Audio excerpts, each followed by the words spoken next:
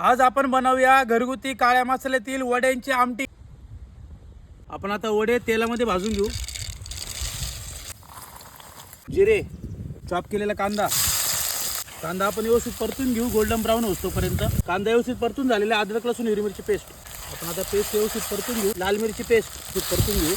सौदा मसाला खोबऱ्याचं वाटण 2 मिनिटं आपण व्यवस्थित परतून घेऊ। आपण आता यामध्ये काही मसाले टाकून घेऊ। काश्मीरी लाल मिर्च पावडर, कांदा लसूण मसाला, किचन किंग, हळद, गरम मसाला, धना पावडर, आमचा घरगुती काळा मसाला, कसुरी मेथी, नुसार मीठ। पण आता ग्रेव्हीमध्ये मसाले व्यवस्थित परतून घेऊ। पण आता मसाले जळावू नये म्हणून थोडंसं पाणी टाकून घेऊ। मसाले व्यवस्थित परतून झालेले।